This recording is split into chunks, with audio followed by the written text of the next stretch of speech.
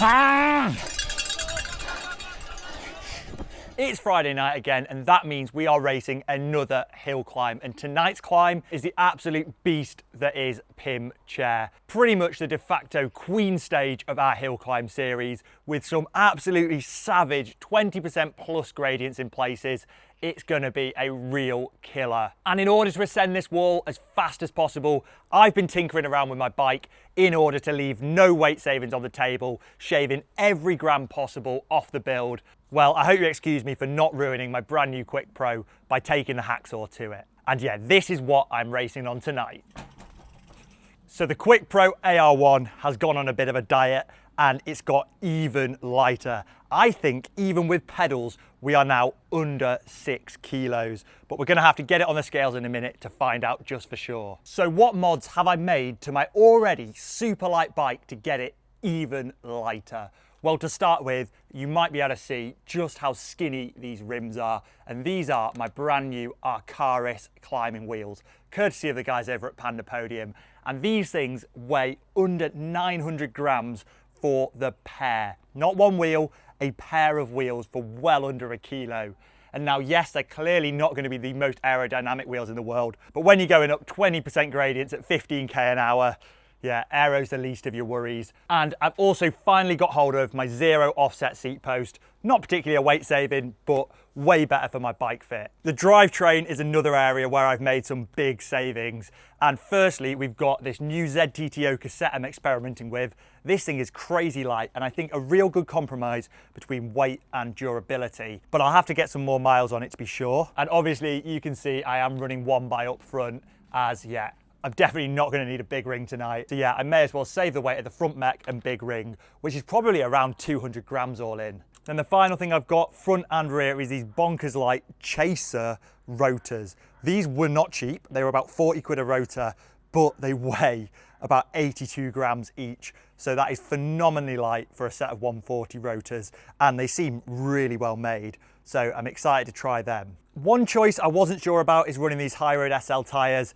I am going to keep them on the bike. I'm still not fully sold. I mean, the rolling resistance of these isn't great. I was toying with swapping to some GP 5000 tubeless tires, but I've decided after running the numbers, I think it's pretty much break even between the weight savings of these and the rolling resistance saving of tubeless at such slow speeds. So I decided it wasn't worth all the faff setting these wheels up tubeless for one race. And then another change that's not particularly weight saving up front, I've got a bit of a chimney at the minute because I'm finally starting to dial in my stack. I think 20 mm spacers is pretty much spot on for me on this bike. So I guess you all want to know what this thing weighs. Bear in mind, I've got my Magine P715 power meter pedals on that are not light. These are 350 grams for the set. If I was using some lighter pedals like the Asioma Pros, you know, you could knock 100 grams off this build. So in this exact one by spec, I'm going to jump on straight away and race with pedals, a bottle cage and Garmin mount. We are looking at just 5.83 kilos. That is absolutely ridiculous for a full bike ready to ride, especially when you take into account of when we've got the pedals off, the bare bike weight is just 5.5 kilos. And I reckon there's a load more weight savings we could do to get this thing even lighter. So that's enough bike chat. Now let's talk about the climb. Pym Chair is 1.1 kilometers with an average gradient of just 12%. But it's not the average that dictates how tough this climb is. When you take a look at the maximum gradient of 24.3%, you realize just how much of a leg snapping beast this one is. So hence why I need my low gearing on the bike and to be putting out some pretty big watts. A good time up here is anything just over 4 minutes, and my PB is around 4 minutes and 25 seconds. However, that wasn't set during a race. My goal for tonight is quite simple: set a PB. Anything under 420 would be an absolutely incredible performance, and if I could get anywhere close to that 4 minute barrier that has eluded me for so long, well, yeah, that would be a pretty elite showing. However, it's all going to be down to what sort of watts I can manage. I think in order to do 420, I'm going to have to be doing, ironically, 420 watts up there. Funny that, at least it's going to be an easy power target to remember, but I'm going to be careful with the pacing. I'm going to go out fairly steady and under my limit on the first gradients, as it's not quite as steep at the bottom, and then up the major wall towards the top 2/3, that's where I'm going to unleash around 450 watts and hopefully absolutely catapult myself up to the finish line. The competition is pretty much just as hot as it's been for the past 2 weeks, with Jack Morris being the man to beat, so I've got my work cut out for me if I want any chance of the top step of the podium. However, talking of things that are super lightweight, it's not just my bike that's lost weight. My weight is perfectly tracking down now. I'm down to around 67.3 kilos today on the scales, so I'm starting to get back towards that sort of 65 kilo race weight that I really should have been at all season. It's definitely a lot more competitive than the 70 kilos I was cracking around a month ago. So you know the drill now, time to throw some kit on and get out onto the climb. Right, just stood up at the top now and I think that's warm up done. There's a pretty good tailwind up here, I have to say. Not that it'll make a huge difference at the speeds we're going, but it does feel quite nice up here. And yet another pretty magnificent view up here, all the way out over into the peaks over there.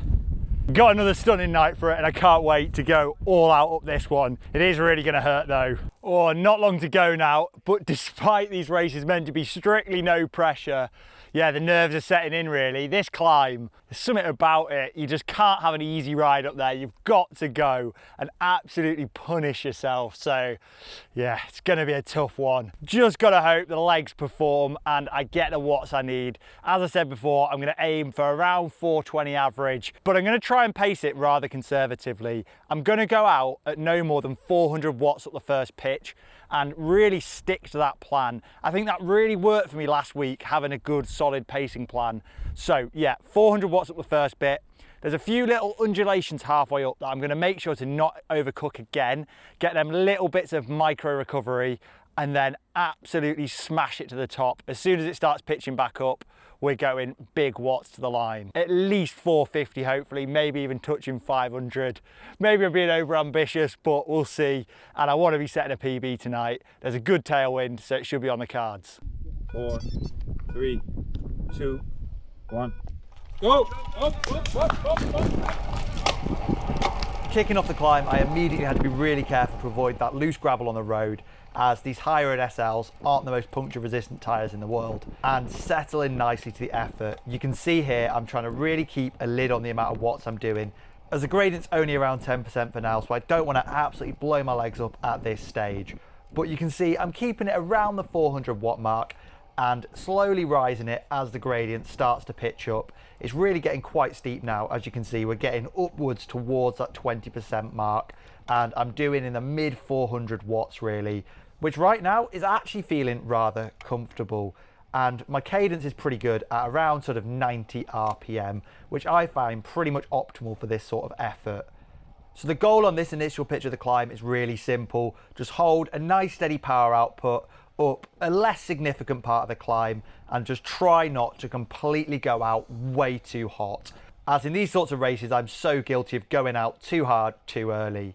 You can see how steep it is though from just how slow we're going. And maybe on reflection, I am pacing a little bit too conservatively here, given the fact we've got a short flat / descending section to come in a second.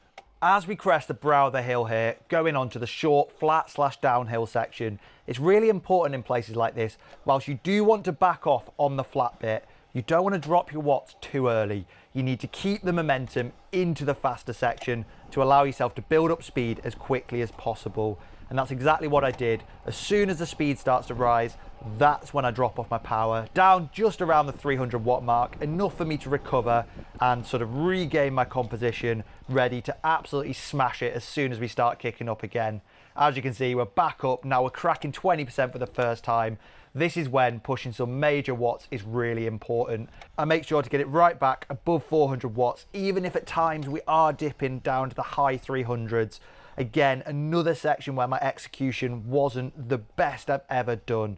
But as we approach the corner onto the real savage part of the climb, taking a look at my average power for the first 2.5 minutes of the climb, I was on 405 watts. So absolutely nailed on, bang on my pacing plan, ready to go full send into the steep section and leave everything out there on the road. This is where it's going to really start to hurt. On these seriously steep gradients, this is where I'm so glad I've got these ultralight wheels.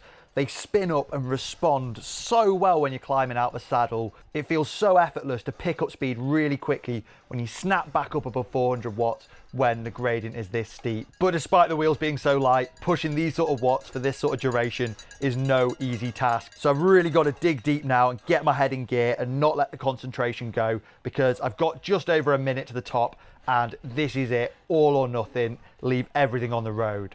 And as we round a really rough, sketchy corner, I've got to be really careful about my line on the road here. I don't want to get stuck in any of these like nasty ruts that I nearly mess up on. I'm really starting to hurt now, but you can see I keep getting the watts back up, getting out of the saddle, kicking again and again, keeping it well up above 400 watts. The goal here is to average 450, spending most of the time at the steep stuff, trying to get it up into the 500s. And that brow of the hill you can see just up the road from me now, that is where it levels off for the final time. So I know this is where I want to get it all out on the road, and I'll leave you in my suffering as we push into the finish line. Oh God! Beautiful! Beautiful! Ah!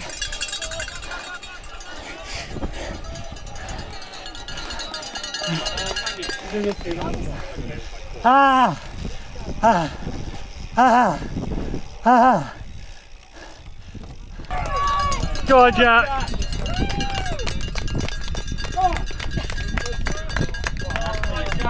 Oh. Whoa, what a ride that was. And actually, the pacing was pretty much perfect. Forced myself to go so conservative at the bottom, then unleashed some pretty huge wattage on that final ramp, as you saw. Yeah, I think the result's going to be close. I don't know it yet. I had a look down. I think Jack might have me, but it's definitely way closer than last week. I'll have to wait till I get home to find out the results. So I tell you what feels awesome though, climbing 24% gradients on 800-gram wheels with ultralight tyres. Yeah, that feels like nothing else. You accelerate like absolute crazy. Now for the not so fun part on ultralight tyres, let's ride back home down this really sketchy road. So I survived the descent on the way back home and the results are in. Bear in mind, at the start of today's episode, I said anything under 4 minutes and 20 seconds would be a really good achievement for myself. And it's safe to say my performance today was an absolute epic ride. I averaged no less than 425 watts, which with the really strong tailwind on the day, gave me a time of 4 minutes and 9 seconds. Something I am incredibly proud of. It wasn't good enough to win again, and Jack Morris, as always, took the top spot, beating me by 6.5 seconds. But what the attentive of you may have noticed, the gap to first place has been coming down every race. Up Barlow Hill, we were looking at about 30 seconds, 20 seconds up Croker Hill, and now just 6.5 seconds this week, albeit up a shorter climb. However, I think my pacing worked perfectly up there, keeping it conservative at the start and absolutely smashing it on them steep ramps towards the top. There were 1 or 2 sections where I could have probably tidied up on my execution, but I'm not going to dwell on them too much. And yeah, I'm so over the moon with just how everything went in the race. Now, one other little bit of bad news. I don't think I'm going to be able to race a hill climb for another few weeks now. I'm not here next weekend, and then I'm off for a 2-week trip to the Alps in order to take part in the Etape du Tour, which means you've got plenty of exciting climbing content to come, but unfortunately not the hill climb project. However, I think I should be able to make it to the last 2 races this season, so there is still some more content to come. And then, of course, we're getting into that sort of September, October open hill climb season, where there'll be some really big races on the horizon, including, of course, the national championships. And what do you think of my wheel and tyre choice today? Do you think the ultralight Arcaris wheels with the Maxxis High Road SLs was the right choice? Should I have been running tubeless tyres, or should I have run some deeper, more aero wheels? And the other decision I've got to make is, what wheels do I run for the Etape du Tour? It's over 5,000 metres of elevation in a day. So the lightweight wheels are tempting, but I know on such a long event, aero is going to matter too. So you'll have to give me all your recommendations down below, and I will see you all in time for the next one.